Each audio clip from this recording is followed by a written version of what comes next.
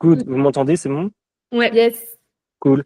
Bon, salut les filles, merci d'être avec moi pour ce petit use case. On va essayer de faire ça en 15-20 minutes et essayer d'être hyper authentique, comme d'hab, hein, chez Développe ta com. Est-ce que vous pouvez très rapidement, en gros, pour commencer la trame rapidos, vous présenter ce que vous avez lancé, pourquoi, comment, votre conviction avec tout ça, qu'on sache un peu plus qui vous êtes, quoi. Yes. Ouais, fais-le. Ok. Et Donc, du coup, notre agence, c'est Développe ta com. Initialement, avant de rentrer dans le charbon, on était agence 360. Donc, on faisait tout ce qui était, tout ce qui touchait à la com, en fait, dans sa globalité. Et en rentrant dans le charbon, on s'est spécialisé vraiment social branding. Donc, l'idée, c'est d'assembler, d'embriquer, en fait, le branding avec le social, donc tout ce qui touche aux réseaux sociaux, et de faire rayonner, donc de ne pas faire simplement du community management, de vraiment créer, vraiment faire briller, en fait, faire résonner la marque sur les réseaux. On intervient quand même, du coup, aussi indépendamment sur l'identité visuelle. Et à côté de ça, je ne sais pas s'il y a des choses à compléter. Non, On intervient sur tous les réseaux sociaux. On peut intervenir sur du LinkedIn, du TikTok, du Instagram. Et voilà, je ne sais pas si ça répond à ta question. Si, très clairement. Merci pour la petite presse. Et du coup, c'est quoi c'est une conviction que vous aviez? C'était une preuve de, enfin, il y avait une preuve de marché, vous y étiez allé. Enfin, qu'est-ce qui fait que vous avez monté ça Ah, marrant. ensemble? tu veux dire comment on a basculé de l'agence 360 au social branding ou l'agence en elle-même? L'agence en elle-même, après que le business model ait évolué ou pas, ou même le branding et le nom, on s'en fout un peu, mais c'est vraiment, c'était quoi votre conviction à vous dire, OK, il faut qu'on monte une agence, en gros? Je le dis quand j'explique. Ouais, mais il faut Je dire vais la essayer- vérité, quoi. Ouais, bon, je vais synthétiser parce que c'est long. En gros, du coup, depuis qu'on a 19 ans à Canalis, nous, on entreprend. On a fait plein de trucs différents, tout ce qu'on peut faire, des projets divers, vraiment parce qu'on adorait entreprendre, en fait. Comme tout le monde, on a réussi sur certaines choses, on a échoué sur d'autres. Mais bon, au fur et à mesure, on s'est rendu compte d'une chose, c'est que ce qu'on aimait vraiment faire dans ces projets-là et pourquoi ceux qui avaient réussi, c'était parce qu'on était quand même super fort dans tout ce qui était branding et com. Et du coup, un jour, on s'est posé.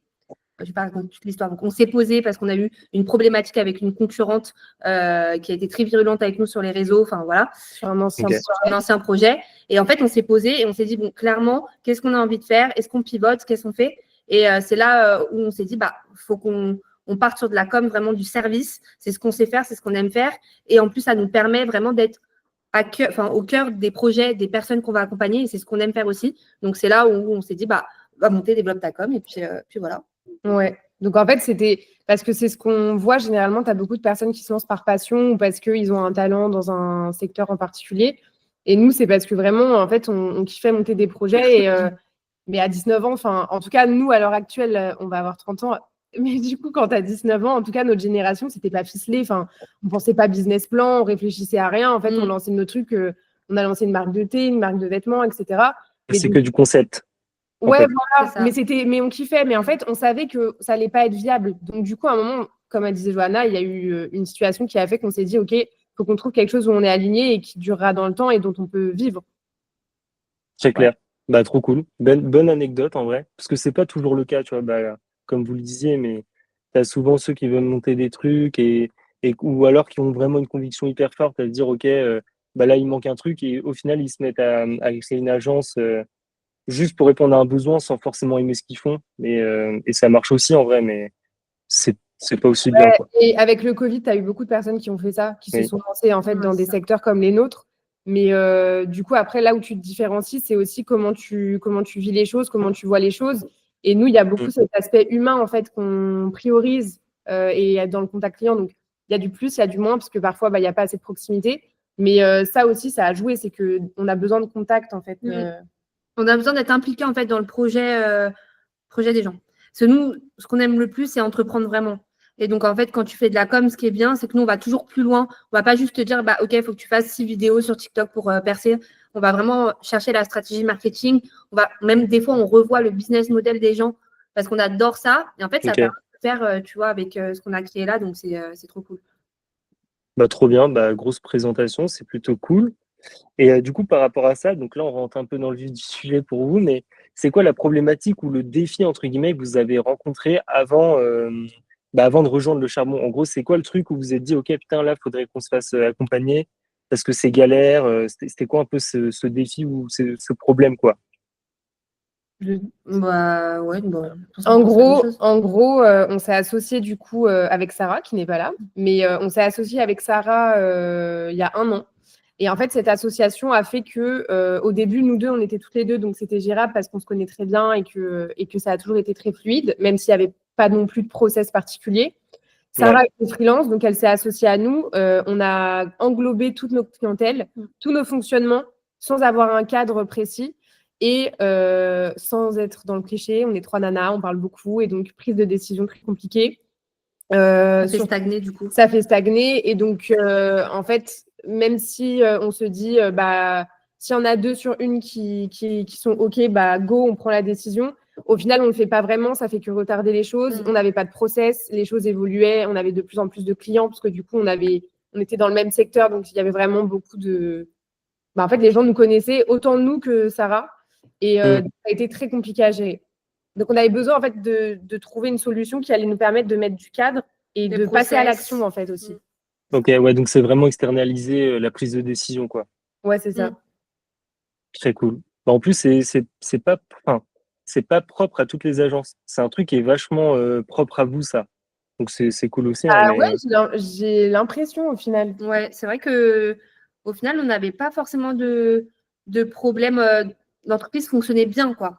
ouais, delivery, ça gère. Mais c'est juste que vous aviez des problèmes sur comment avancer, vous posiez trop de questions. En fait, ça, c'est un truc qu'on retrouve dans les agences charbon avec ceux qui sont tout seuls.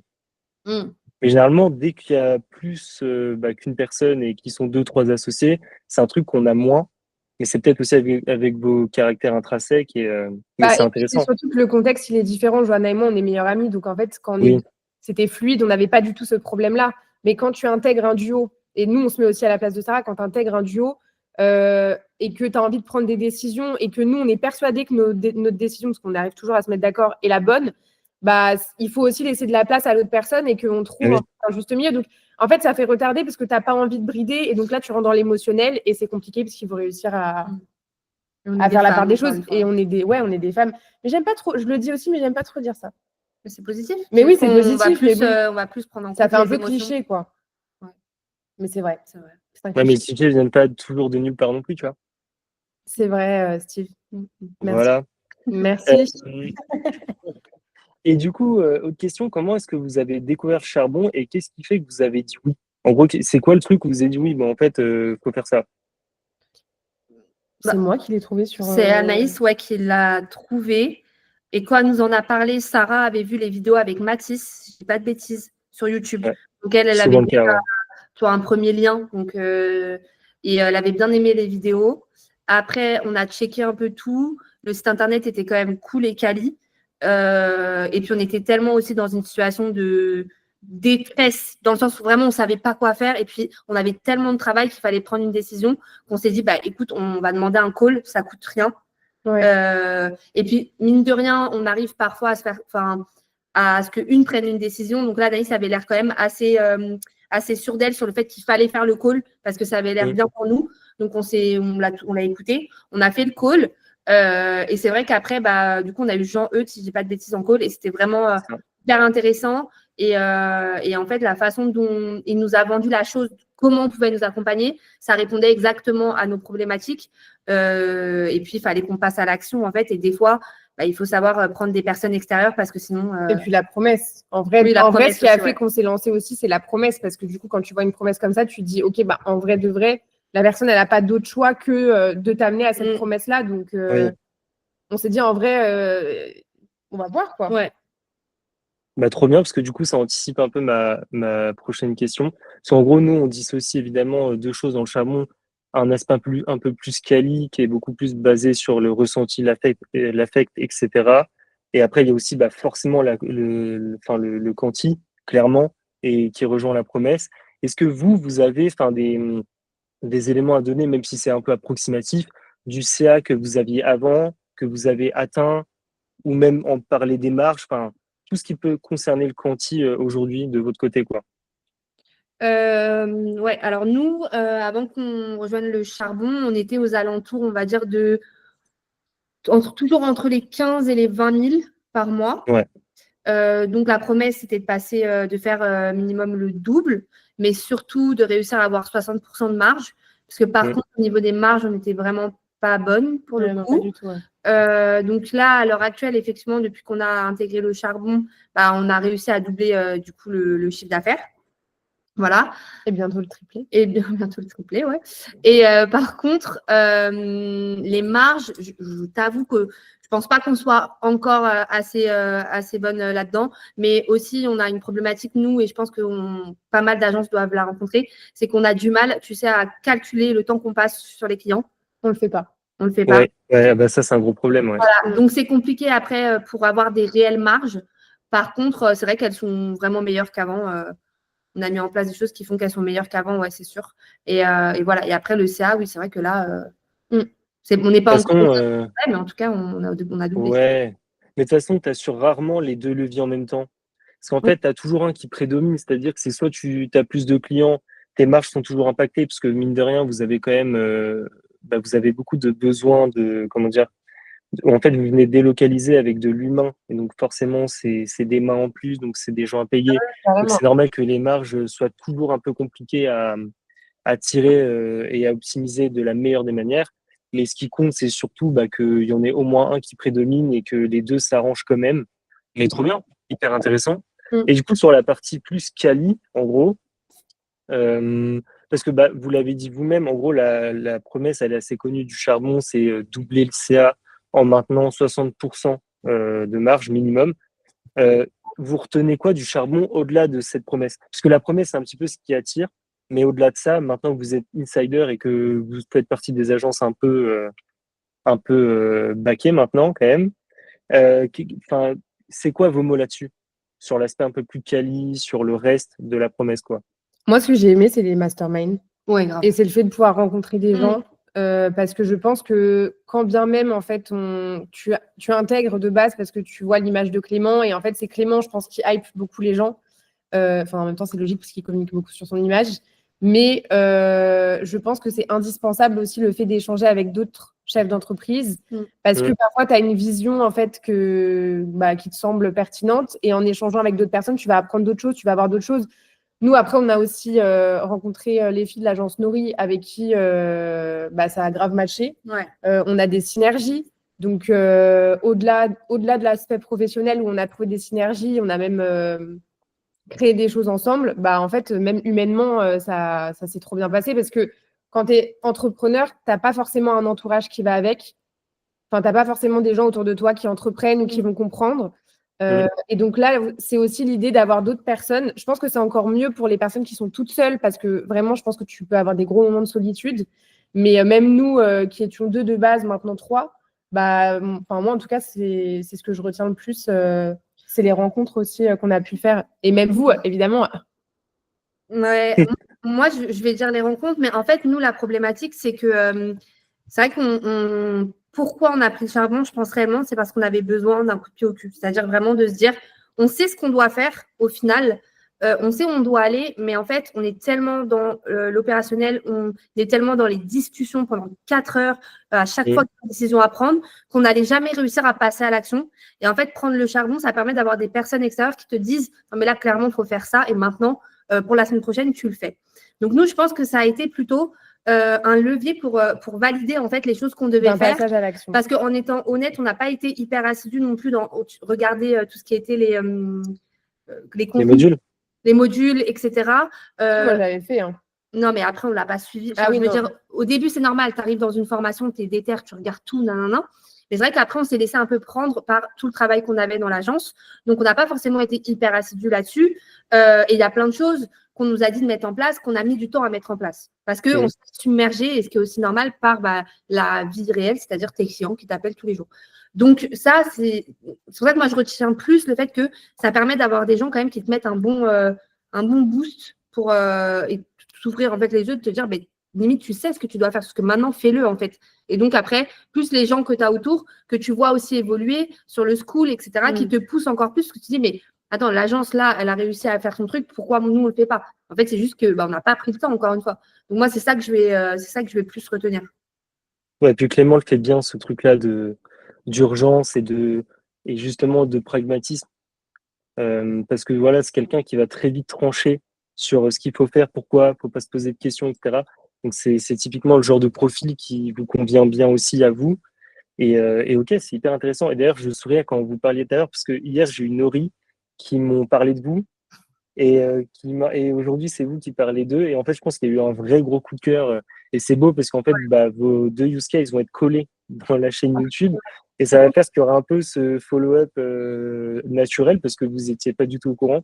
Mais c'est trop bien parce que ça montre aussi que dans le charbon, c'est une aventure humaine et c'est tout ce qu'on veut. Et avec Nana, on a aussi pour objectif d'événementialiser un maximum au-delà des masterminds, mais on aimerait faire de plus en plus de physique parce qu'en fait, on se rend compte à quel point ça fait kiffer les gens. Et c'est aussi, je pense qu'on a cette chance. Alors, je ne sais pas si c'est parce qu'on attire ce qu'on est, mais on n'a pas trop d'agences à la con, si je puis dire, où en fait, les gens cèdent généralement. Il y a toujours des contre-exemples, mais globalement, tout le monde cède, tout le monde est hyper open, même sur des fois des business qui sont similaires. Et c'est trop bien que les gens le voient comme ça aussi, quoi. Ah oui, c'est clair. C'est vrai, parce que du coup, on a rencontré aussi Alexandre Ouais, de Grand Bruit. de Grand Bruit. Ouais. On fait littéralement la même chose. Ouais. Différemment, forcément, chacun a ses codes, mais en tout cas, le business model, c'est le même. Et c'est vrai que directement, quand on l'a rencontré au Mastermind, on a beaucoup échangé. On s'est donné des tips, des stratégies, alors qu'on aurait pu plus être un peu, se regarder un peu de travers et dire, bah non, je ne vais pas lui donner mes astuces et vice-versa. Et même, j'ai même envoyé un message sur LinkedIn un jour pour lui demander. Ils sont très sympas. Ouais, voilà, des infos quand même, où il aurait pu me dire non. Et en fait, comme on est tous dans le charbon, le but, c'est qu'on partage et il n'y a pas de concurrence, on va dire, réelle. Et ça, c'est vraiment plaisant pour le coup. C'est important pour nous, en tout cas, nous, dans notre mentalité, c'est important. Ouais, non, mais de toute façon, on est assez conscient de ça et c'est ce qu'on voulait au départ. Donc, entre ce qu'on voulait et le réel, des fois, il y a un gouffre et on avait très peur que ce soit pas le cas. Et en fait, on est content de voir que il y a vraiment des moteurs, que tout le monde cède. Et ça, c'est vraiment trop cool. Et on voit même que des fois, des agences qui viennent de se lancer aident encore plus les grosses agences que l'inverse. Et c'est trop drôle parce que ils ont des hard skills de ouf et c'est trop bien. Mais ok, hyper intéressant. Et du coup, vous avez répondu à deux questions que j'avais, qui étaient de savoir un peu l'impact qu'a eu les coachings sur votre mindset, mais ça, vous en avez parlé. Mais du coup, si vous deviez isoler ou identifier un truc qui a fait la différence, parce que toi, Anaïs, du coup, tu as dit les masterminds, mais si vous deviez vraiment relever le truc, le game changer d'un accompagnement par rapport à un autre, ce serait vraiment ça, cet aspect événement, genre? Non. Enfin, en vrai, si, enfin, moi je trouve que c'est bien, mais en vrai, c'est pas ça qui ferait que que je vais prendre en fait tel accompagnement plutôt qu'un autre. Enfin, Ok. moi en fait, ce qui m'importe, c'est de réussir, c'est d'atteindre mon objectif. En vrai. Et après, effectivement, si tu as des choses qui permettent de l'atteindre de façon beaucoup plus plaisante, agréable et dans un bon contexte, go quoi. Mais c'est vrai que nous, ce qui était important pour nous aussi, c'est d'avoir des coachings en direct. Parce que moi, personnellement, juste avoir des vidéos et tout, comme elle disait Johanna, alors j'ai quand même suivi, mais j'ai pas suivi jusqu'au bout, effectivement. Parce qu'en fait, tu décroches et. Non, mais la réalité fait que quand tu as des clients, quand tu arrives dans l'accompagnement et que tu ne viens pas parce que justement tu n'arrives pas à avoir de clients ou que tu as du mal, tu vois, commercialement parlant, et que là, le but, c'est qu'on t'accompagne sur ça. Quand tu viens parce que tu as d'autres problématiques, mais que tu as déjà 15-20 clients à gérer par mois, on va pas se mentir, si tu as des mois où tu as des problématiques, tu vas pas avoir le temps, ou alors ça va te sortir même de l'esprit d'aller regarder des modules. Tu vois, c'est humain. Donc en fait, mais je pense que ça dépend ça dépend de l'agence. Et ça, pour moi, c'est hyper important. En fait, pour moi, chaque agence en fait, ça doit être adapté à chaque agence. Pour moi, ça doit être ultra personnalisé parce que je pense que déjà, il y a aussi autre chose, c'est qu'il faut capter la vision des personnes qui sont derrière. Et donc, je pense que moi, ça, c'est un truc aussi qui ferait la différence, le côté personnalisé, du coup, les coachings, etc., le fait de pouvoir échanger avec la personne, parce que tu retrouveras jamais ça si t'as pas, si t'as que des coachings vidéo, quoi. Ouais, c'est clair. De toute façon, c'est un truc qui ressort beaucoup. Et en fait, comme vous disiez, c'est hyper propre aux besoins. Parce qu'en fait, il y a des typologies justement d'agences qui sont déjà très sociopathes, et qui sont très bons, mais qui n'ont pas forcément ce besoin sociales ou de parler ou d'être coachés, mais qui ont besoin justement de ressources et qui ont besoin d'avoir 100 000 techniques pour faire de l'acquisition. En fait, c'est vraiment du plug and play. C'est genre, tu me donnes une info, je la prends. Et en fait, on les voit jamais en coaching, ils ne nous demandent aucune info, mais ils tabassent les modules. Et à l'inverse, il y a effectivement des profils qui, un peu comme vous, ont aussi un département psychologique où il y a besoin de réassurance, il y a besoin de conviction, qui ont besoin de confiance aussi. Et c'est intéressant. Mais c'est ce qui fait que je pense que le charbon est assez complet. Et c'est pour ça qu'on demande aussi à toutes les agences pour avoir un peu des retours dans tous les sens. Mais ça semble plutôt pas mal. Et c'est aussi pour ça qu'on a fait de l'hybride. Parce qu'en fait, on savait très bien que faire que de la formation en ligne, c'était impossible. De toute façon, c'est pas le but. Mais on pouvait pas faire non plus que des coachings one-to-one parce que on tombe aussi dans ce problème de non-responsabilisation.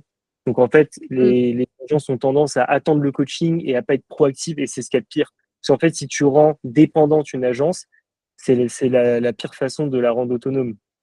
Donc, c'est aussi le paradoxe de pas mal de trucs, quoi. Mais ok, hyper intéressant. Moi, j'ai pas trop d'autres questions. Est-ce que vous avez des trucs à lancer comme ça tant qu'on y est, ou est-ce qu'on cut l'enregistrement? Non, pour moi, Moi, c'est je trouve qu'on a bien parlé. Hein. Ouais. Et encore, on s'est mis. Est-ce Ouais. qu'on peut parler encore plus?